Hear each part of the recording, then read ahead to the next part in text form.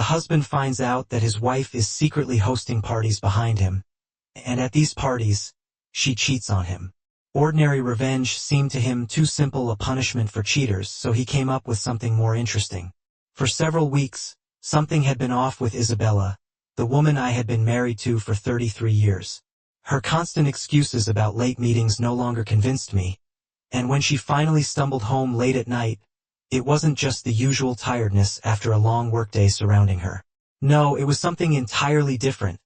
It was a smug, strange, and inappropriate arrogance. And then there was the whiskey, my single malt whiskey, which I had been saving for a special occasion. Every time she returned home, I noticed that the level in the bottle mysteriously decreased. What really alarmed me was that Isabella hated whiskey. She never drank it. Yet, when she crawled into bed at 1 in the morning, reeking of whiskey, my suspicions only grew stronger. Who the hell was she drinking it with? These questions tormented me, unsettling my inner peace. Felt like I was losing control of the situation. One night, the truth hit me like a freight train. She was cheating on me, and they were doing it while drinking my whiskey. This thought didn't just fill me with rage.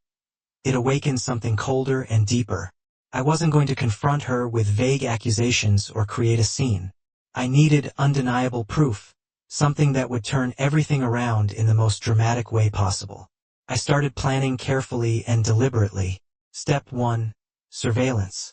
I bought cameras, small, discreet ones, and strategically placed them all over the house. The living room, bedroom, hallways, even the bathroom. Every corner was under surveillance. But as I installed the last camera, I realized that just catching them wasn't enough. My anger demanded more. I wanted to humiliate them. I wanted them to feel the same humiliation I had felt. And then the perfect plan formed in my mind laxatives. It was so devilishly simple that I couldn't help but smile as I headed to the pharmacy. I picked the strongest laxative I could find, the kind that doesn't just upset the stomach but throws it into complete chaos. Standing in line, I couldn't shake the image of Alexander, Isabella's trainer. He was always around her, always striking up a conversation. I'd bet anything it was him. When I got home, I carefully emptied the whiskey bottle, the one she had been sneaking from. The irony of using that bottle for my plan didn't escape me. I mixed in a hefty dose of the laxative with just enough whiskey to mask the taste. I gave the bottle a good shake, making sure the mixture was perfect, and put it back in its place. Now it was just a matter of waiting. The cameras were set, the trap laid. It was only a matter of time before those two idiots fell into it. And when they did, well, let's just say they wouldn't forget this mess for a long time. I sat in my study, pretending to work, but inside a storm of emotions raged. Anger, betrayal, and a dark anticipation. I couldn't wait to see their reactions, to witness their humiliation unfold. "Sweetheart, I have a business trip this weekend," I said, already imagining how everything would go according to plan. The next morning, as I absent-mindedly stirred my coffee, a smile began to creep onto my face. The excitement I had been holding back was on the verge of bursting out, like a tightly coiled spring ready to release. I glanced briefly across the table at Isabella. She froze with her spoon halfway to her mouth when I casually dropped the news. "Oh," she replied a little too quickly. Her bright green eyes met mine, but there was something in her gaze that she couldn't fully hide, no matter how hard she tried. She always thought she was clever, but I could see right through her. "How unfortunate," she continued, with a sarcastic note in her voice. "Looks like I'll have the whole weekend to myself." Yeah, as if I'd believe that. "Yes, it was pretty sudden," I said, trying to sound as casual as possible, taking another slow sip of coffee. In truth, I had been preparing for this for weeks, but outwardly I remained calm. I told the team I'd be back by Sunday, no exceptions. She muttered something about how work had kept us too busy lately, but it was clear she didn't really mean it. There was no sincerity in her tone, and that smile she flashed me was too sweet to be real. It was the same smile she always used when she thought she had the situation under control. I pretended not to notice the extra bounce in her step as she left the kitchen. She practically skipped towards her phone, not even waiting to get out of sight before she started furiously typing out a message. It had been a long time since I'd seen her move with such urgency. That's when I knew her real plans were already in motion. Those messages, they weren't about work or meeting up with a friend. No, this was the real Isabella, the one who lived for the thrill of secrecy, the one who thought she could hide her chaos from me. Taking a long sip of coffee, I barely held back a smirk. By the time Sunday afternoon rolled around, I was pulling out of the driveway, giving the house one last glance in the rearview mirror before turning the corner. The house I had wired with cameras weeks ago, the house Isabella had no idea I was watching. Phone in hand, I waited. Call me paranoid, but what's the point of having technical skills if you don't use them for personal purposes? After about 10 minutes of driving, I stopped at a gas station. The quiet hum of anticipation grew louder. My phone buzzed, the first notification. Isabella had already begun. She started by cleaning the house, changing the bed linens, lighting candles. Everything had to be perfect. My chest tightened, but not with guilt, it was satisfaction. I knew her routine. She wasn't preparing for a quiet evening in front of the TV. No. She was setting the stage for something far more lively. Something I had uncovered long ago. This wasn't just some ball affair. It was something far more intricate. Group parties, multiple partners. Things that made an ordinary affair seem almost innocent by comparison. And to think, everyone believed Isabella was the perfect respectable woman, with her pristine blonde hair and the image of a perpetually busy woman in yoga pants. But beneath that polished exterior lay a true Pandora's box, ready to explode over the next hour.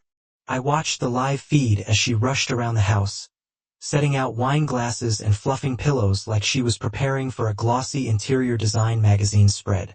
But this time I wasn't just a passive observer. This time I was ready. At exactly 7 p.m., the doorbell rang.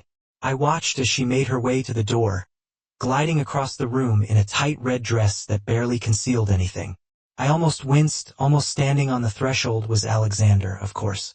It was him, the arrogant type with a cocky walk that screamed self-importance. Behind him, a group of couples followed, all dressed to the nines, glamorous as if they had just stepped off a runway. Their smiles were as fake as their designer clothes. They entered, laughing, flirting, popping bottles of champagne, wine, and of course my personal favorite, a bottle of whiskey. I had deliberately left it in plain sight, wrapped in the chaos I knew would soon unfold. They had absolutely no clue, at least not yet. I leaned back in the driver's seat, adrenaline surging through me as I sat in the shadows, my eyes fixed on the scene unfolding ahead, waiting for that first taste of satisfaction. The party was starting to pick up pace, and soon it was in full swing. Laughter filled the air. Women wrapped their arms around each other's waists, lazily chatting as if sharing secrets. The men stood too close, their faces brimming with overconfidence, exuding self-assurance. And there she was, Isabella, always the center of attention, basking in it as if it were her lifeline. To be fair, maybe it was. I couldn't even argue with that. Nothing about what was happening surprised me. I had studied her habits far too well, better now than when we were married. Although that didn't matter anymore. The laughter gradually morphed into flirting, innocent at first but quickly escalating into something far more blatant. One of the guys, muscular with tattooed sleeves, took his companion by the hand and whispered something in her ear. She giggled softly and led him toward the living room, her fingers entwined around his wrist. Meanwhile, another hand slid across Isabella's back. She turned slowly, revealing that familiar look, the one she always used to lure someone in. I used to think it was meant just for me. What a delusion. As the music faded, clothes began to vanish. Alexander, as expected, was the first to rip off his shirt, the type of guy who probably couldn't pass a mirror without admiring his reflection. Then a woman approached Isabella, whispered something in her ear, and unzipped her red dress. The audacity, right in my own home. In mere minutes, the gathering turned into something you'd only find in the darkest corners of the internet. Bodies intertwined, clothes scattered everywhere. Soft moans and quickened breaths filled the room. Naked bodies entangled. The inevitable sounds of betrayal played out before me, unfolding on the screen of my phone. I felt nothing, no surprise, at least not even satisfaction. It was slowly building inside me, with a glass of whiskey in hand, just the way Isabella always held it after a day of playing the perfect wife. She had no idea what was coming for her. On my laptop, a horrible scene played out, resembling a low-budget adult film. Isabella, as usual, was at the center, her smug smile seducing the guests. It was clear the men looked at her like an unattainable trophy, but now I knew the truth. The truth was, she wasn't a trophy, more like an expensive mistake, one I was more than ready to get rid of. I leaned back, a smile tugging at my lips as I swirled the glass, watching the camera zoom in on the crowd. The whiskey mixed with my concoction was already circulating, each guest happily sipping what they believed was high-end alcohol. They thought they were living the good life, relaxing in my living room, the very room I spent years earning.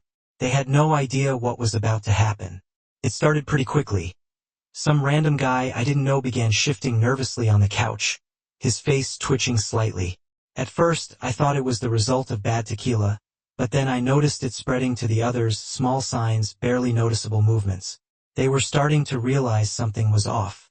Isabella, still oblivious, was chatting by the fireplace with Tracy. But Tracy's face said something entirely different. Her expression betrayed discomfort. The fun was just about to begin, and when it did, it hit them hard. Tracy suddenly doubled over, clutching her stomach, her face contorted in pain. Her eyes widened, and a low groan escaped her lips. The room fell silent. All eyes turned to her as she tried to stand. She barely made it out of the room before the air was sliced by a sharp, painful crack, followed by the unmistakable sound of liquid splattering onto the tiles. "Well, well," I muttered, my grin widening as I leaned closer to the screen, eyes glued to the image. Tracy didn't stand a chance. She only made it halfway down the hallway before collapsing, clutching her stomach as an explosion tore through her. Everything splattered everywhere, staining the walls, soaking into the wooden floor, and smearing the photos of memories that meant nothing to me anymore. For a second, I almost regretted that she didn't knock over the picture from our 25th anniversary trip to Paris. The other guests were frozen in shock, completely stunned, all except for Isabella, of course. Her gaze anxiously darted from one face to another, as if she sensed what was about to happen but couldn't fully believe it. Her hand instinctively rested on her stomach. Then she briefly glanced at Alexander. In that fleeting moment, everything became crystal clear to me. They were together, bound much deeper than I initially thought. My grip on the glass tightened. The coldness of the glass pressing against my skin was a stark contrast to the warmth of my racing thoughts. I tried to figure out what was going through Alexander's head, but I didn't have to wait long. He began to stand, slowly, as if he believed or hoped that maybe, miraculously, he wouldn't have to face this ordeal. Not him, the health enthusiast with a physique that looked like it was carved from marble. But the inevitable caught up with him, and the blow was severe. His legs buckled, his face contorted in pain, and beads of sweat appeared on his forehead. He doubled over, clutching his stomach, and let out a groan that echoed through the speakers of my laptop, sharp and clear. I felt a strange sense of satisfaction. In one last desperate attempt, he staggered toward the bathroom, but managed only a couple of steps before collapsing. He hit the floor, and soon the room filled with disgusting sounds as his body succumbed to the violent force within. The camera captured everything in cruel detail. His horrified expression was pressed against the carpet, and beneath him, a dark stain slowly spread like a foul spill. Soon, others followed. A blonde woman who wasn't particularly close to Isabella tried to step over Alexander, but within seconds, she too doubled over, clutching her stomach. Her scream pierced the air, more from despair than physical pain. The same thing happened to everyone in the room. One by one they fell. The once elegant living room turned into a scene of complete chaos, a true catastrophic horror. People stumbled and fell over each other, desperately trying to reach the bathroom, but it was useless. The mess spread everywhere, on the expensive sofas, the rugs Isabella had once proudly said were worth the enormous price. Even the coffee table where she had maintained an illusion of normalcy for months was stained with the aftermath. I couldn't hold it back any longer. Laughter burst out of me, though it sounded more like a choking cough. My chest ached from trying to suppress it, and then I saw Isabella. She stood motionless, her carefully crafted mask of sophistication crumbling under the weight of disgust and horror. Reality had hit her like a bolt of lightning. Her hand reached for her stomach again, as if she was finally starting to comprehend the full scale of what was happening. For the first time in a long while, I felt like I had the upper hand. With a steady hand, I dialed Madison's number. Madison was always delighted when I called. If Isabella inherited anything from her mother, it was the unyielding need to control everything, to make everything appear perfect, no matter the cost. But today was different. Today, that flawless picture they had so carefully maintained was crumbling in the most spectacular and chaotic way. "Michael, what a pleasant surprise." Madison's voice came through the phone, crisp and authoritative, as though she had just been issuing orders in her grand home. "Madison," I replied smoothly, "I thought you should pay Isabella a visit. She's not feeling well, and I think a bit of family time would lift her spirits." My voice dripped with feigned kindness, the kind she loved to bask in. "Oh, how sweet of you, Michael," she replied with her hollow, insincere laugh, the kind that never admitted fault. "You've always been so good to her, better than I've been at times." "Exactly," I responded easily, mimicking her tone. "Let's give her a surprise. I'll pick you up in an hour." That hour stretched endlessly as I eagerly anticipated the scene about to unfold. I could already picture Madison walking into the wrecked living room, her perfect family dream shattering before her eyes in the most vivid and humiliating way. I couldn't wait to see the expression on her face when I pulled up to Madison's house. She emerged with her usual grace, immaculately dressed in a stylish blue blazer. Her pearls gleamed in the sunlight, radiating confidence as always. She got into the car with a bright smile. "How kind of you, Michael, to offer me a ride. Isabella will be thrilled." She turned to me, her manicured nails lightly tapping the dashboard. "Did she mention anything about her promotion?" she asked with a sly smile. I said nothing. This surprise would truly be unforgettable. Recently, she had been acting strangely, completely unlike her usual self. There was a distance between us that I couldn't ignore. "Strange, right?" she muttered. "Yes," I replied quietly, focusing on the road. "She's just busy betraying me," I thought, holding back my bitterness. Madison had never taught me the art of subtlety, so I kept that thought to myself as we approached the house. She cleared her throat and asked, "Do you smell something?" I tightened my grip on the steering wheel, struggling to suppress a smile as we pulled into the driveway. A faint, unsettling odor had already started to spread, barely noticeable but threatening. "Probably the dog," I said casually, glancing at her from the corner of my eye and waving it off. "He sometimes digs up something." Her brow furrowed. Madison had never been fond of dogs. "I hope you've trained him better," she said, her voice trailing off as she covered her nose with a handkerchief she pulled from her purse. Classic Madison. We stepped out of the car, and I took my time opening the door, savoring the moment of anticipation.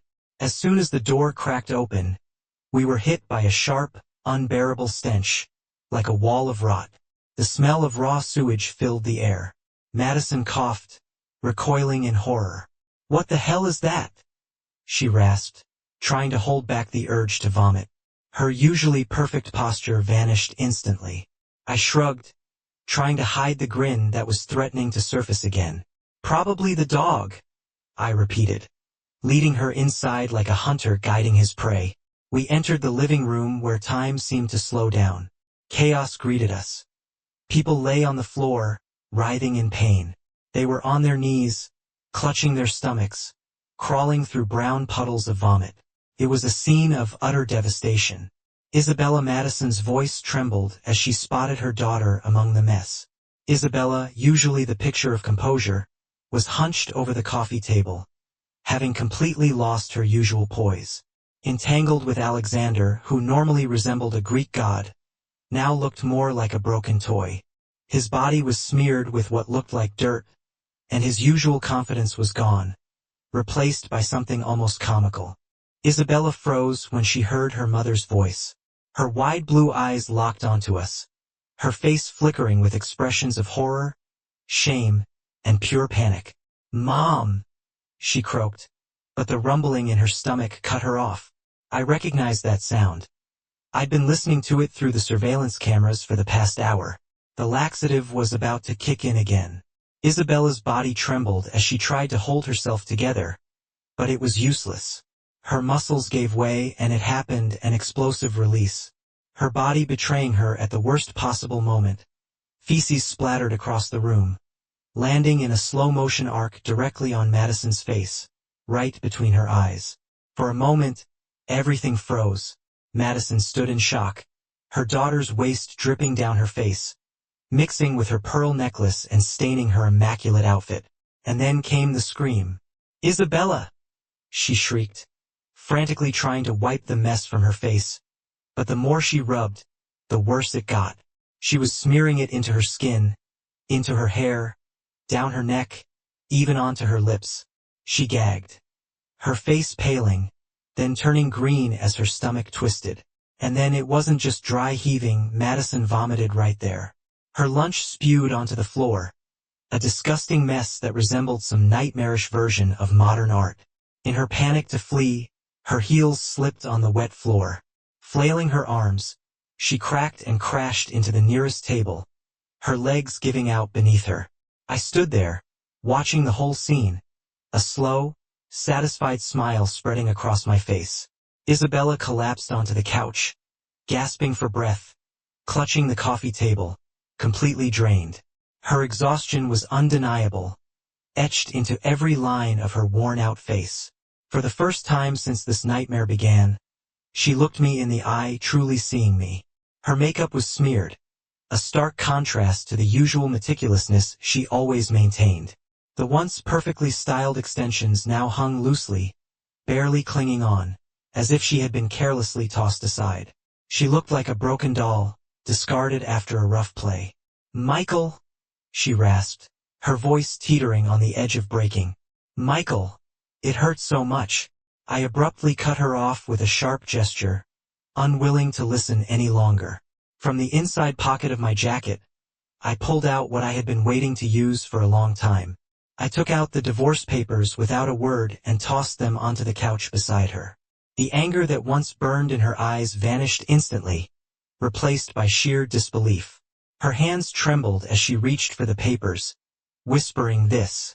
She grabbed them, tears welling up in her eyes as she slowly realized the gravity of the trap I had so carefully laid for her. I said nothing more to her. I simply stood there, savoring the moment as the last of the guests began staggering towards the exit. Some clung to their vomit-stained clothes, too humiliated to even look at me. Their groans and mumbled apologies barely registered against the sound of their retreating steps. One man paused briefly, his face twisted in pain before he vomited on his shirt. The quicker ones dashed out the front door, fleeing into the night in their underwear, clutching their stomachs as if the house itself had cursed them. Behind me, I heard the sound of retching coming from the hallway. Madison was hunched over the kitchen table, vomiting into her designer bag. Peach-colored chunks spread across the floor, like the shattered pieces of her seemingly perfect life. I cast one last glance at Isabella. All the lies, all the betrayals were reflected in her guilty green eyes. There was no point in saying anything further. It was all over. The image of her naked, humiliated, covered in her own filth, would be forever imprinted in my mind. I left the house, my pulse racing with a strange mix of excitement and satisfaction. But as I drove away, a new thought hit me. This wasn't enough. What Isabella had experienced tonight was just the beginning. She needed to fully grasp the weight of her actions, just like everyone else involved. I pulled over to the side of the road, my hands shaking as I reached for my phone and opened the footage from the cameras I had secretly installed. It was all there, every detail captured in crisp HD. Alexander's smug grin as he entered our house, Isabella's fake laughter, and then the chaos that followed. I didn't hesitate. I created a new group on social media, adding all our friends, family, and colleagues. I titled it The Truth About Isabella. Without wasting any time, I uploaded the video. The first clip showed Alexander walking into the house with bravado, only to collapse dramatically as the laxative took effect. His chiseled muscles contorted as he desperately tried to hold back the inevitable. Panic flooded his face when he realized he wouldn't make it to the bathroom in time. Then came Isabella's breakdown.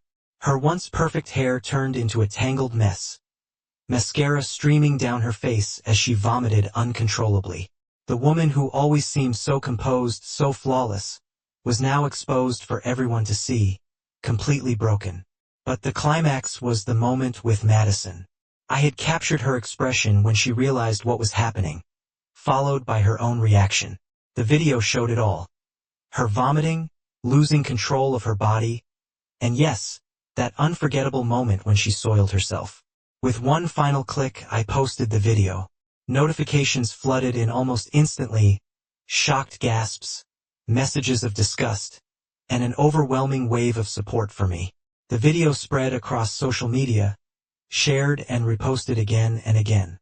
Within hours, Isabella's name was trending.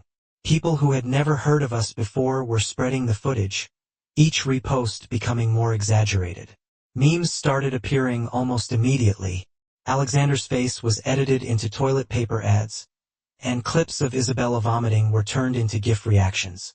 I watched as Isabella's carefully crafted image, the one she had spent years building, crumbled before my eyes. She was no longer just a cheater.